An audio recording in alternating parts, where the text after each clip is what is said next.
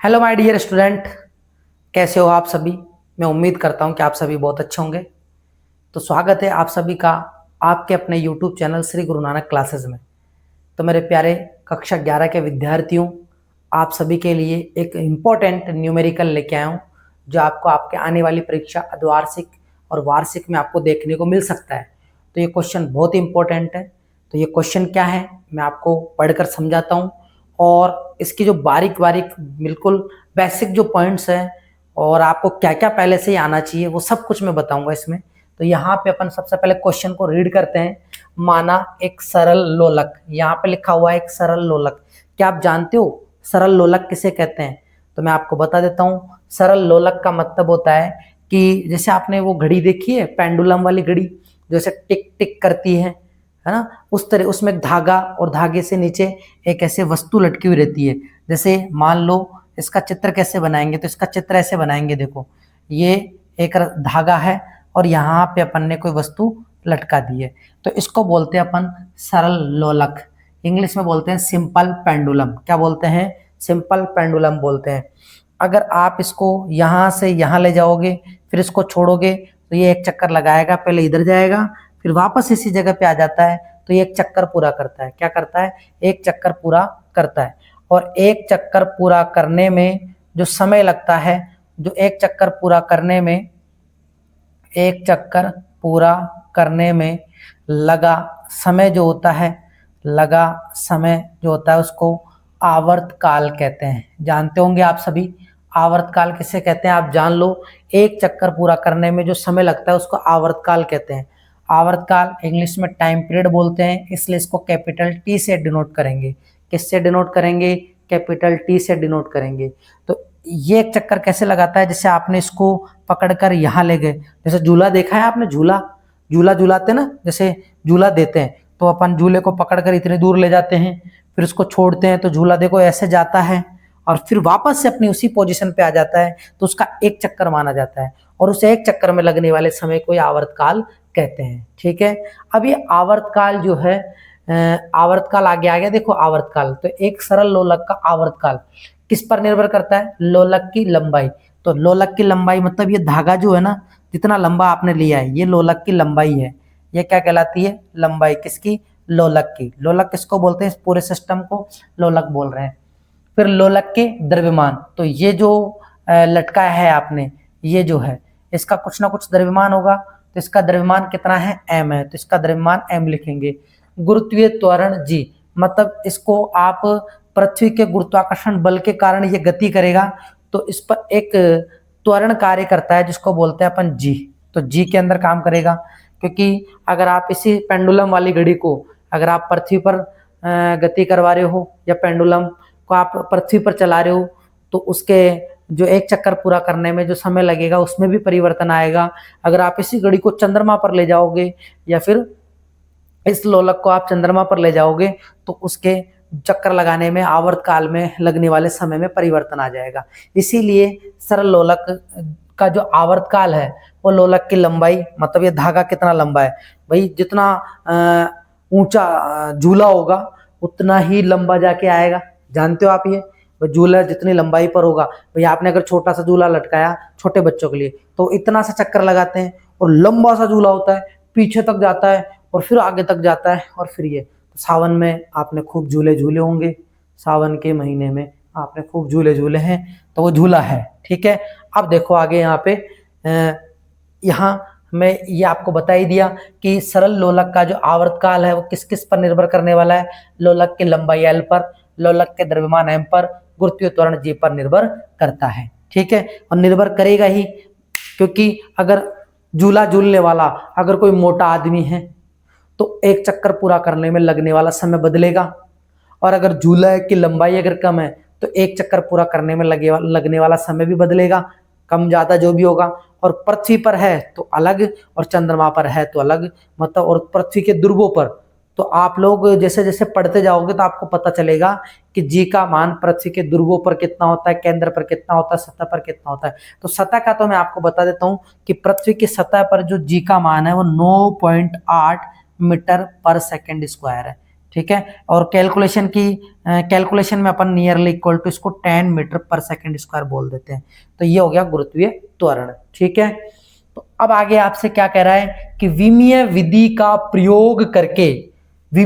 प्रयोग करके आपको आवर्तकाल का सूत्र स्थापित करना है कि आवर्तकाल मतलब इसके लिए जो है आवर्तकाल टी का फॉर्मूला क्या आने वाला है, ये आपको स्थापित करना है, और वो भी विमीय विधि का प्रयोग करके। अब आप सोचो विमीय विधि क्या है।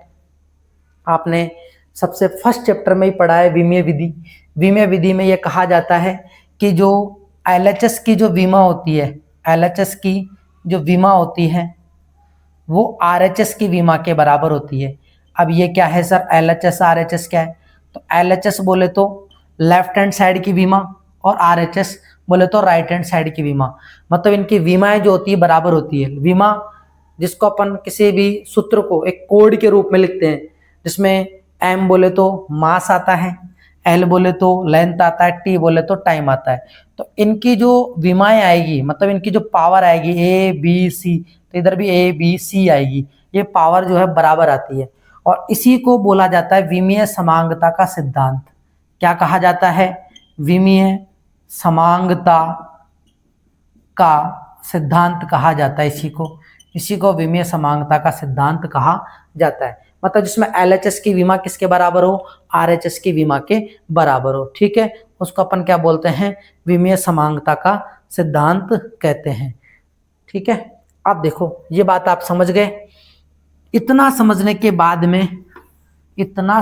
बाद में हम यहाँ पर लिखेंगे कि माना हल कैसे करेंगे। देखो आपको हल करने का तरीका भी बता रहा हूं मैं। हल आप कैसे करेंगे, तो आप लिखोगे माना सरल लोलक का आवर्तकाल कैपिटल टी है। कितना है? कैपिटल टी है। यह निम्न बातों पर निर्भर करता है। निम्न बातों पर निर्भर करता है। किस किस पर बातों पर निर्भर करता है? आवर्तकाल लंबाई पर निर्भर करता है। किस पर निर्भर करता है? लंबाई पर। तो हमें पता नहीं है ना कि लंबाई बढ़ने पर घटने पर क्या होता है, जैसे मैंने आपको बताया। तो आप तो इतना सा ध्यान रखो, अगर आपको विमीय विधि से किसी भी सूत्र की स्थापना करनी है, यानी एक जादू समझ लीजिए आप लोग, ये जादू है। कैसे जादू? कि आपको विमीय विधि पता है और विमीय विधि की सहायता से आप कोई सा भी सूत्र बना सकते हो।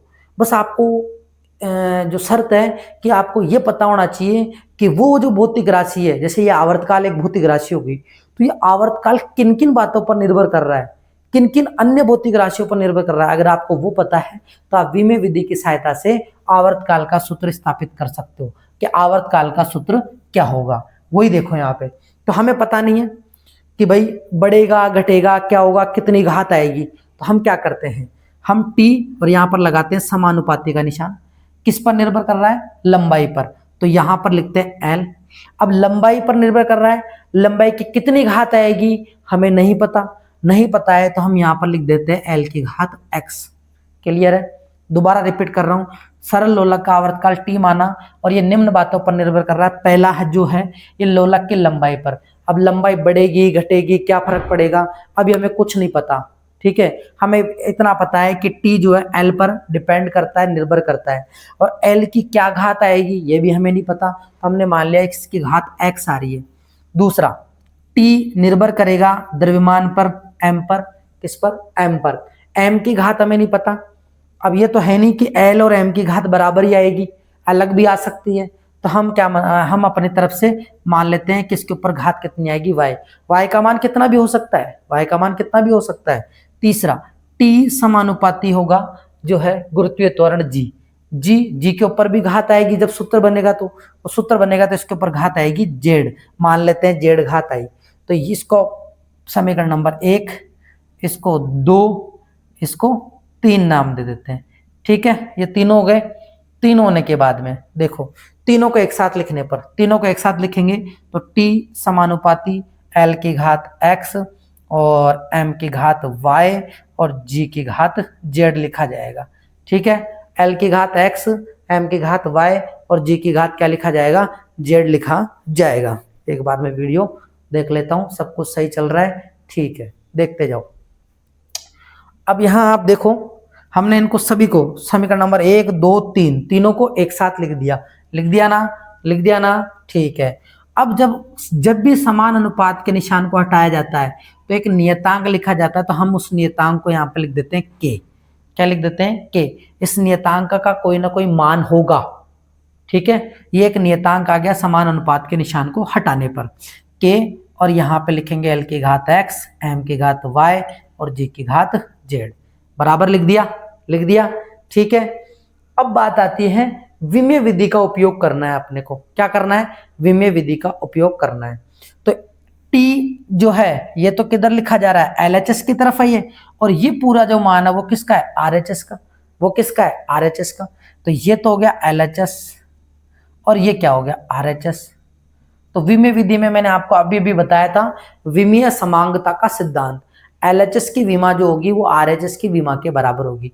अब विमा, विमीय सूत्र ये तो आपको आना चाहिए, ठीक है, पहले से आपको पता होना चाहिए। अगर आपको ये नहीं पता है तो मेरे यूट्यूब चैनल पर चुटकियों में कैसे हम किसी भी भौतिक राशि का विमीय सूत्र निकालते हैं तो वीडियो आप देख सकते हो, वहां से आपको पूरा डिटेल में समझाया गया है, वहां से आपको सब कुछ पता चल जाएगा कि विमीय सूत्र कैसे ज्ञात किए जाते हैं।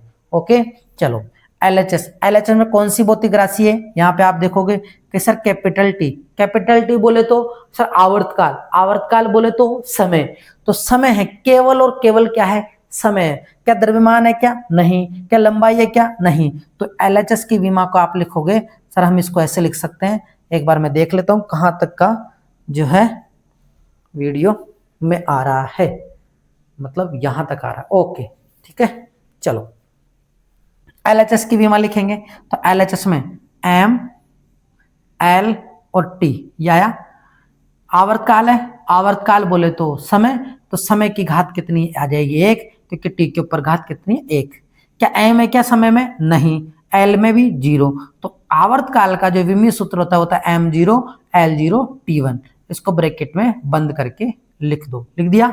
आ जाओ के तो नियत मान है, हमें पता ही नहीं है इसका क्या आएगा, तो के को के ही रहने दो। अब आ जाओ आप एल की घात एक्स, ठीक है। एल क्या है यहाँ पे, एल क्या है, एल है सर लंबाई, तो लंबाई है तो लंबाई की विमा को क्या लिखते हैं, लंबाई की विमा को सर हम केवल और केवल एल लिखते हैं। ये मैंने एल लिखा और ये ब्रैकेट बंद किया और इसके ऊपर घात कितनी है, एक्स, तो यहाँ पे क्या लिखा, एक्स लिखा।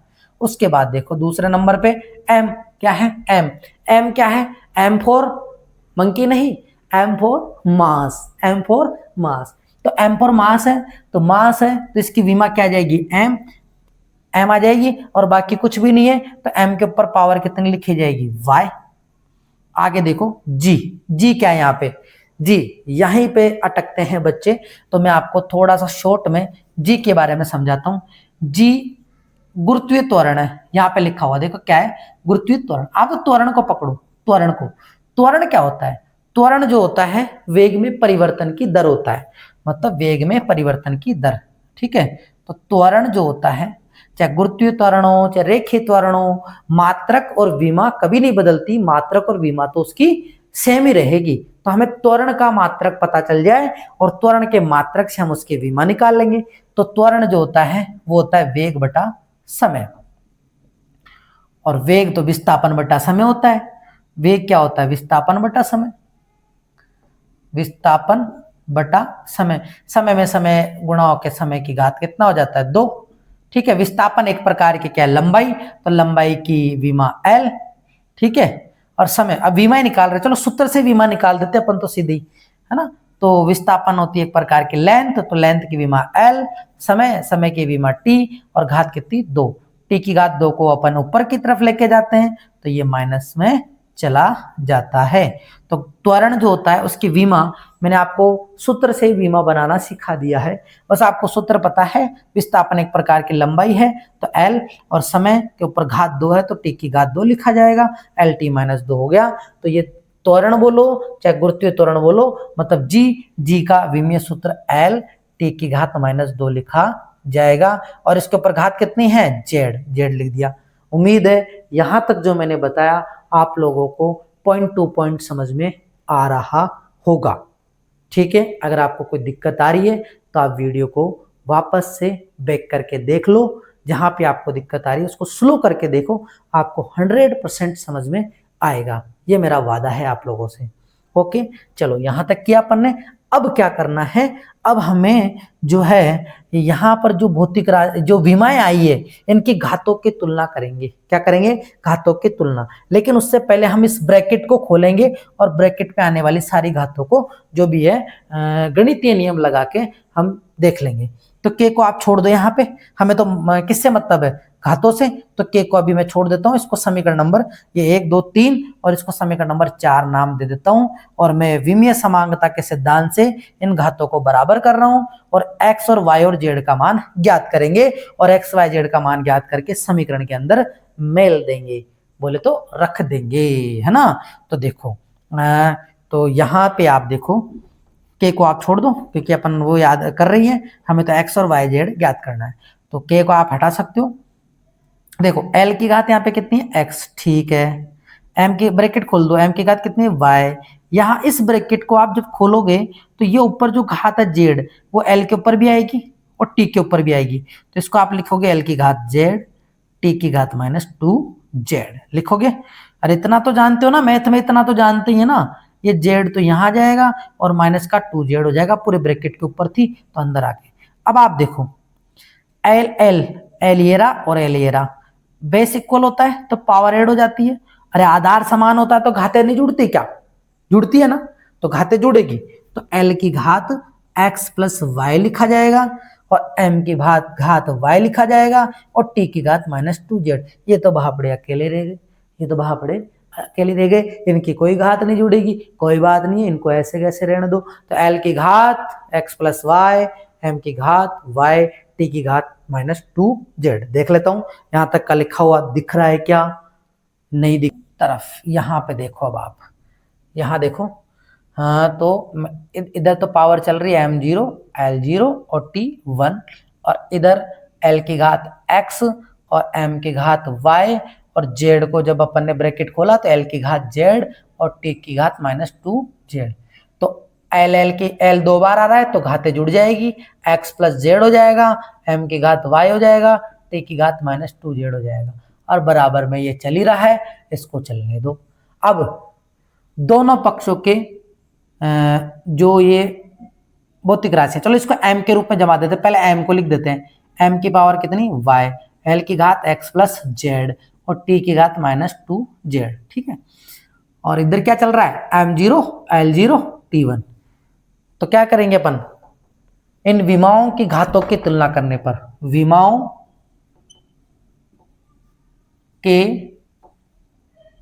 के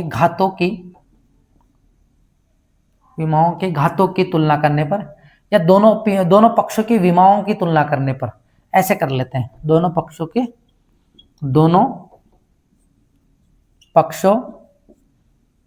की विमाओं के घातों का विमाओं का तुलना करने पर लिख दो, विमाओं की तुलना करने पर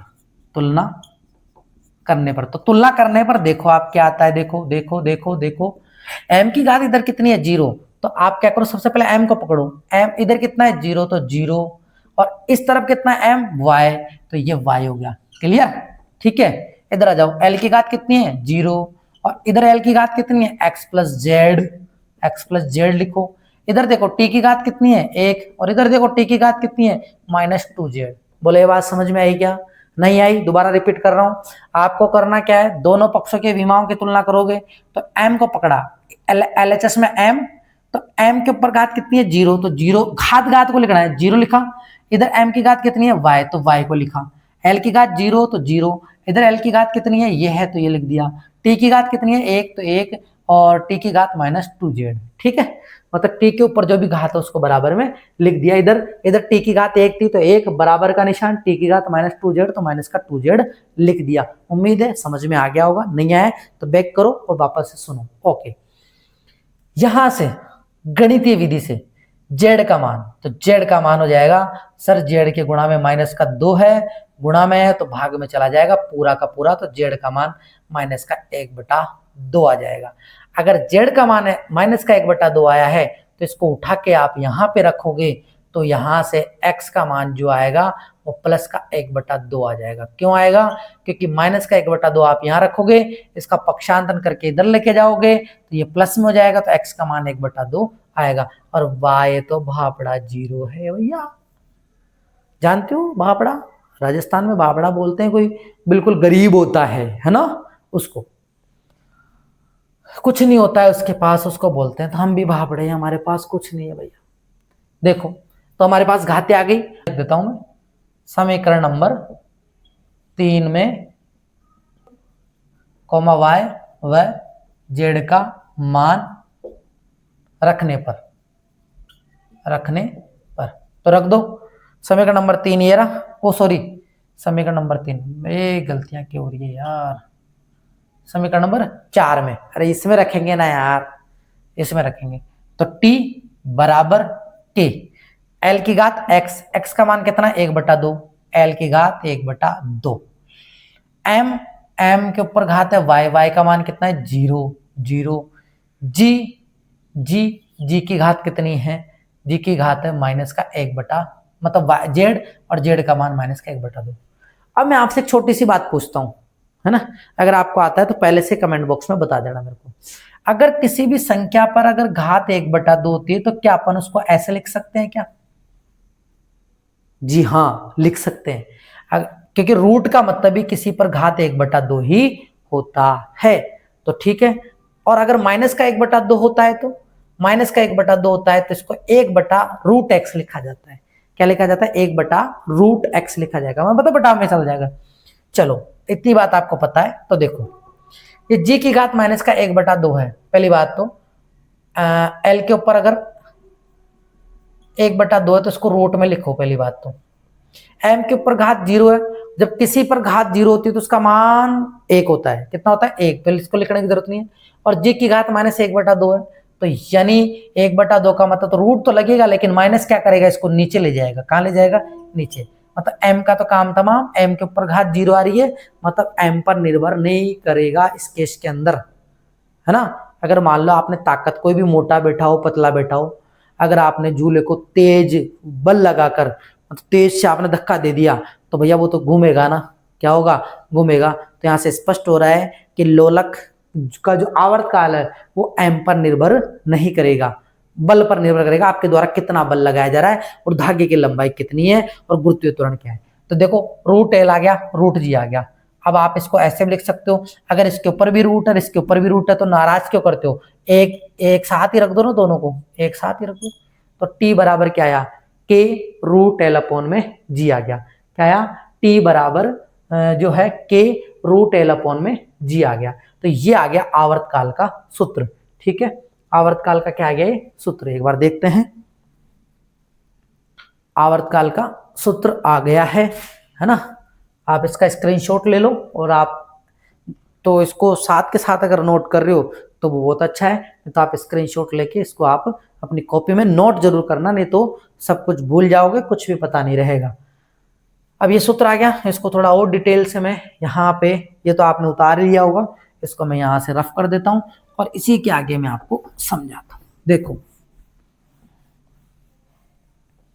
यहां तक आ गया, मतलब t बराबर क्या आया? के रूट एल अपॉन में जी। अब आपको एक बात बताता हूं, यहां पर ये जो नियतांक है ना, इसका मान कितना होगा भाई? एक चक्कर पूरा हो रहा है तो एक चक्कर पूरा, एक घड़ी एक पूरा चक्कर करती है तो कितने डिग्री का कोण बनाती है? 360 डिग्री का। ऐसे ही अगर लोलक यहां से यहां ऐसे गया तो एक चक्कर पूरा करा तो ये भी 360 डिग्री का कोण बनाएगा। एक 180, ऐसे गया तो 180, वापस गया तो 180, तो 360, और 360 को रेडियन में 2 पाई लिखते हैं। कितना लिखते हैं? 2 पाई। तो यहाँ पर के का जो मान होता है वो होता है, यहाँ जो के होता है उसका मान 2 पाई होता है। कितना होता है? 2 पाई होता है। तो टी बराबर फॉर्मूला बन जाएगा 2 पाई रूट एल अपॉन में जी।